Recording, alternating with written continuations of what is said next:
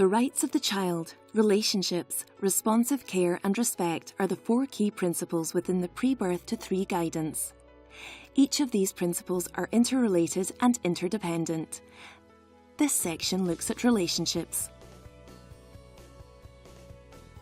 Babies are born already equipped to form relationships. It is a survival mechanism which begins even before birth. Relationships are essential to the new baby's health and well-being, and to a large extent will determine the baby's future potential and life chances.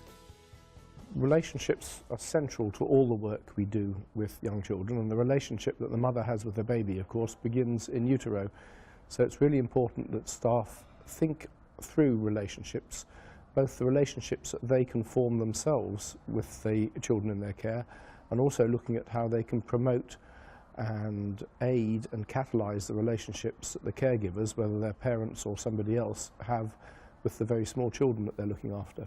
The baby is born hardwired. One of the few things we are hardwired to do is to relate. Babies are born exquisitely sociable, and you've only got to pick up a newborn baby to see that they seek out eye contact, and that's hardwired, and to see that they mimic facial expressions, that's hardwired. So all the fun things like sticking your tongue out or yawning or holding your hand up, the baby will respond to.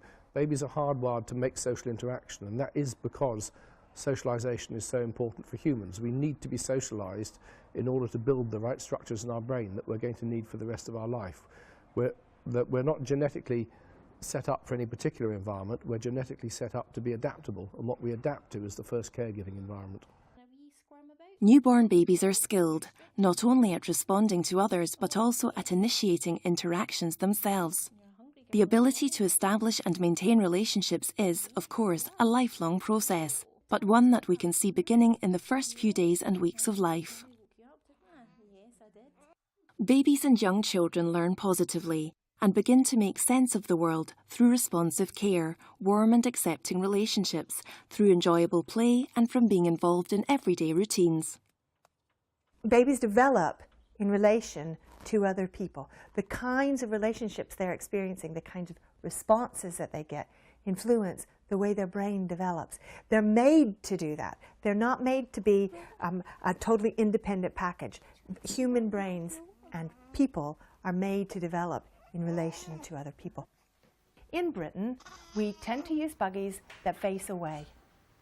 If we think about a baby who's looking out at the world and they have a dog coming toward them, they don't know if that dog is scary or is friendly unless they have a parent's face to help tell them that.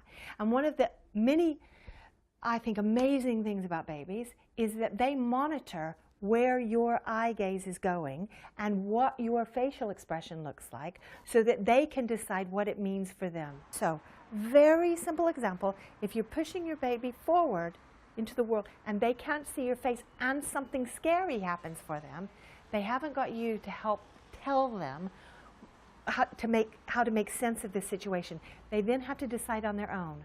And because babies are expecting connection, their brains are expecting connection, to have to decide on their own is stressful, is threatening. The child has a very, very strong instinct to find other people because they're the only thing in the world that can confirm their belonging. I mean, their need to be part of a community.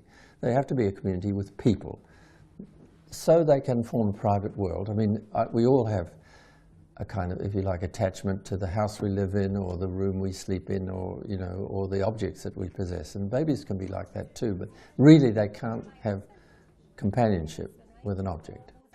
People have the idea that babies are born ignorant and therefore should be taught. Babies learn with tremendous energy and enthusiasm and ingenuity. They can learn better than a teacher can teach. And that's, it's very important not to think that they are being filled with this sense of belonging. They're born with it, born with the need to belong. And there's only one place they can get the belonging from, it's other people. Love is essential in building close and companionable relationships with babies and young children. Welcoming smiles, hugs, consistency and reassuring comments all help the child to develop trust and an understanding that their needs will be met. I remember Suzanne Zeedyk who works at Dundee University, had suggested that I read this report. And it was about one of the most effective ways of encouraging brain development in a baby is to smile at them. And sometimes they smile back. And so she's told me that, I go around smiling at babies now to see if that happens, and it actually works. But it's also true that if you're a mum or a parent who's living in an environment where you find it hard to smile because there's not much to smile about, then that has a significant effect on that baby and that toddler.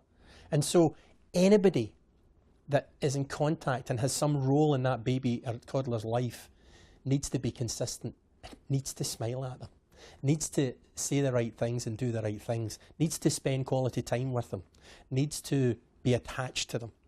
And so it will never be substitutes for parents.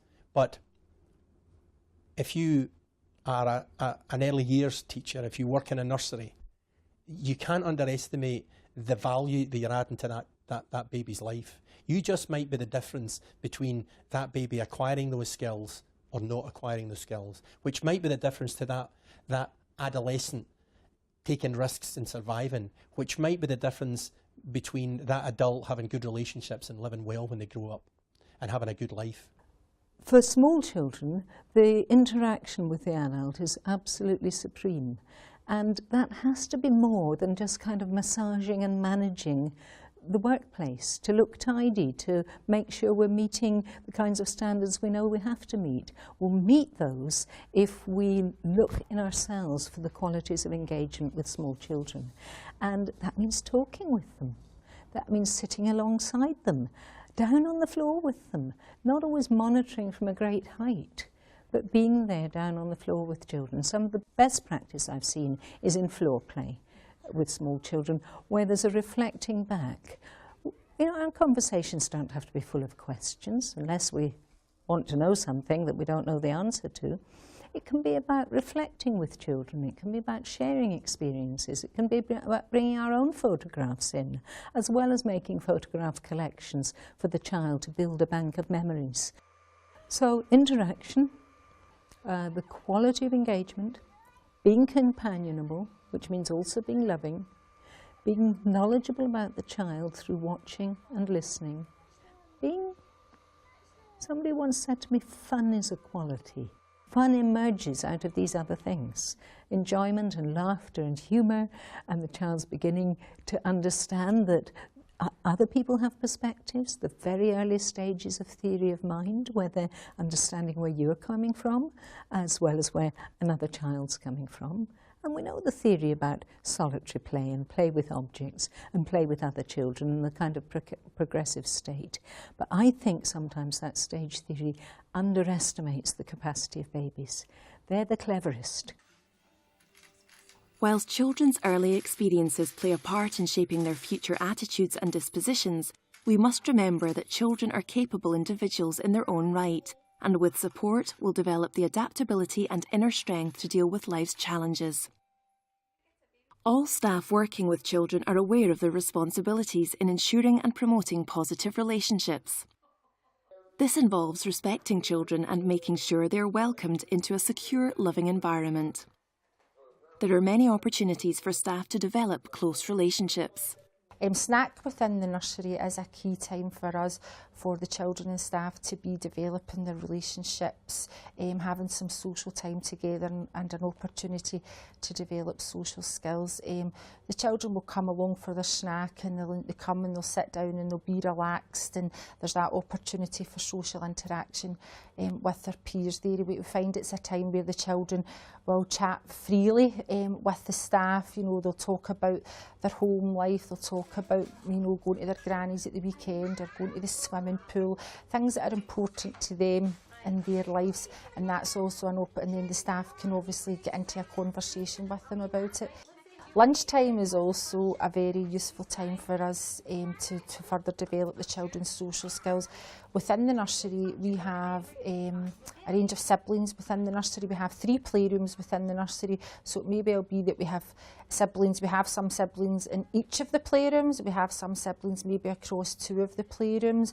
It's important to us that if siblings are in the nursery all day, that you know, they spend time together and that isn't totally separate for them. So lunchtime provides us with an ideal opportunity for the siblings to come together. In terms of child development, it's lovely to think about it in terms of companionable learning, and which is quite close to the EPI project's wonderful piece of finding about the importance of sustained shared thinking together over a period of time without a hurry. But companionable learning, I think, has a slightly another layer to that, because I would say it's not just thinking together, it's about the child and the companion learning with each other, learning together, so that when you get that companionable interaction going on with the child and the companion, it's not just for the child's learning, the child's development, it's all about side-by-side learning. It's all about, you may not be learning the same things, because after all, you know, a child may be coming to grips with what sand feels, what water does, what you can do with mud.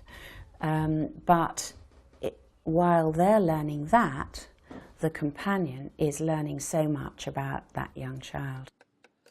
It's exciting to understand that babies come into the world not just wanting us, but actually needing us, and that will influence their brain development. Babies are born with brains that are expecting connection with other people, and those brains will go on to develop in response to the kind of connection they get. They can cope with a variety of responses, but there are consequences to their coping. And we need to be asking, what kind of consequences do we want for those children and for our society?